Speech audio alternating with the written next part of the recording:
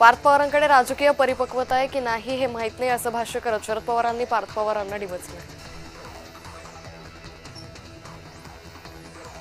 राहुरी विधानसभा पोटनिवडणुकीसाठी भाजप उमेदवार अक्षय कर्डिले यांनी उमेदवारी अर्ज दाखल केला। वडील शिवाजी कर्डिले यांच्या निधनानंतर त्यांच्या जागेवर अक्षय कर्डिले निवडणूक लढणार आहेत। स्वराज्य शक्ती सेना बारामती पोटनिवडणूक लढवणार आहे। स्वराज्य शक्ती सेना पक्षाकडून करुणा मुंडे यांनी उमेदवारी अर्ज दाखल केला।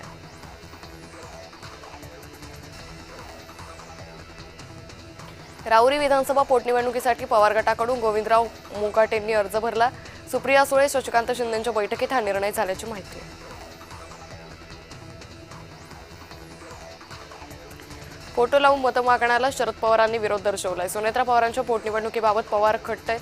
अद्याप सासरा आणि सून यांच्यात दिलजमाई नाही झाली आहे।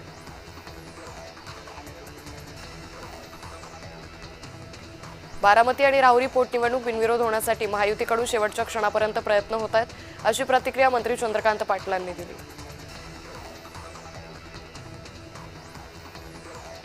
बारामतीची पोटनिवडणूक बिनविरोध झाली असती तर बरं झालं असतं, असं वक्तव्य पवार गटाचे नेते एकनाथ खडसे यांनी केलंय। काँग्रेसनं बारामतीत उमेदवार देणं हे त्यांच्या पक्षाचं धोरण आहे, असंही खडसे म्हणाले। भाजपाच्या विचारसरणीला विरोध म्हणून बारामतीच्या निवडणुकीच्या मैदानात उतरलो, अशी प्रतिक्रिया काँग्रेस उमेदवार ॲडव्होकेट आकाश मोरे यांनी दिली।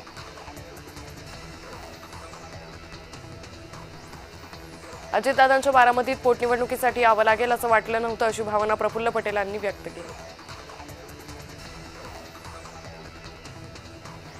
काँग्रेसला त्यांच्या पक्षासाठी निर्णय घेण्याचा अधिकार आहे। बारामतीत काँग्रेसनं उमेदवार देण्यावर शशिकांत शिंदे यांनी प्रतिक्रिया दिली।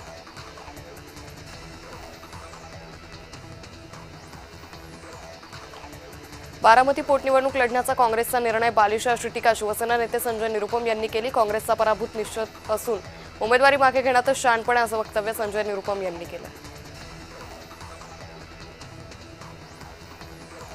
बारामतीची पोटनिवडणूक बिनविरोध व्हायला हवी होती, संभाजीराजे छत्रपती यांनी हे मत व्यक्त केलंय।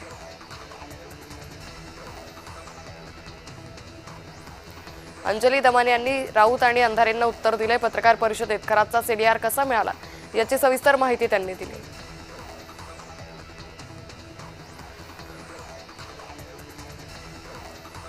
खरात प्रकरणात एसआयटी एकनाथ शिंदेंची चौकशी करणार का, असा सवाल ठाकरे गटाच्या उपनेत्या सुषमा अंधारेंनी केला। दमानिया यांच्या म्हणण्यात तथ्य असल्यास त्याचा तपास व्हायला हवा, अशी मागणी अंधारेंनी केली।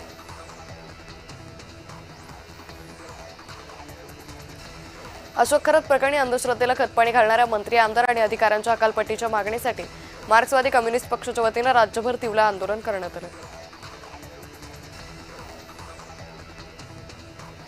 परळीत कम्युनिस्ट पक्षाच्या वतीनं अशोक खरातच्या निषेधार्थ निदर्शनं करण्यात आली। भोंदू खरातच्या पाठीशी उभे असलेल्या 38 आमदारांचा राजीनामा घ्या, अशी मागणी करत कम्युनिस्ट पक्षाचे कार्यकर्ते आक्रमक झाले। हवामान बदलामुळे कोकणातील आंबा आणि काजू उत्पादक संकटात सापडलेत। याबाबत मुख्यमंत्र्यांसोबत चर्चा झाली असून राज्य सरकार शेतकऱ्यांसाठी दिलासादायक निर्णय घेईल, असं आश्वासन मंत्री भरत गोगावले यांनी केलं।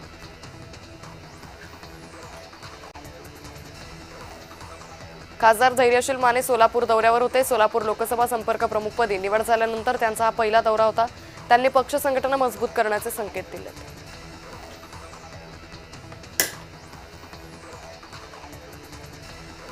काँग्रेस आणि पवार गटाला पंढरपुरात खिंडार पडणार आहे। काँग्रेसचे भगीरथ भालके आणि पवार गटाचे अनिल सावंत शिवसेनेत प्रवेश करणार आहेत।